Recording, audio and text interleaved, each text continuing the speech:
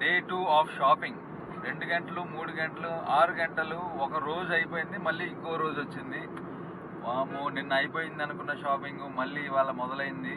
నిన్న చూశారు కదా, ఊరంతా తిరిగింది. అయ్యో జ్యువెలరీ కావాలి, చెవులు ఇది కావాలని చెప్పేసి అవన్నీ రీకాల్ చేసుకొని నైట్ అంతా కూర్చొని నిద్రపోకుండా రీకాల్ చేసుకొని అమ్మగారు పొద్దున్న లేచి ఆ స్టోర్లో చూసాం కదా, నాకు అవి కావాలి, అవి ఫైనలైజ్ చేసుకుంటానని చెప్పి మళ్ళీ పొద్దున్న లేపి తీసుకెళ్తుంది షాపింగ్కి. బేసిక్లీ మా లుక్ ఇచ్చిన వాళ్ళని డిజైనర్ని కాంటాక్ట్ అయ్యి అడిగాను.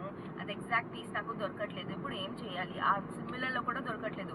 సరే ఇంచుమించు ఆ టైపే మనకు జుమ్కీస్ వద్దు, జుమ్కీ కాకుండా కొంచెం ఆ స్టైల్లో ఇంచుమించు దగ్గరలో ఉన్నవి తీసుకోండి అని చెప్పారు. సో అదే చేస్తున్నాను ఇప్పుడు. దగ్గర మీకు ఎన్ని షాపులు తీసుకెళ్ళినా కానీ మీరు చూస్తారు తప్ప కొనరు. ప్లీజ్ ఇప్పుడు ఒక్క నిమిషం recall the video and tell me.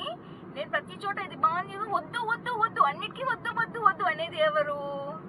బాబు గారే, అవునా కదా? వద్దు వద్దు వద్దు వద్దు వద్దు వద్దు కాదు వద్దు కాదు వద్దు కాదు. నేనైనా కాంప్రమైజ్ అయ్యి తీసేసుకునేదాన్ని. వద్దు కాదు వద్దు కాదు అని ఎన్నిసార్లు ఎవరు అన్నారు? నేను మళ్ళీ ఆ క్లిప్పింగ్ పెడతాను ప్రతి చోట. నేను పెడతాను, ఎడిటింగ్ లో నేను పెట్టేస్తాను, అవి తెలుస్తుంది. ఓకే, ఆ జ్యువెలరీ కొనేస్తే నీకు కంప్లీట్ నీ కాస్ట్యూమ్ రెడీ, ఐ మీన్ నీ గెటప్ రెడీ అయిపోయినట్టే కదా? అవును.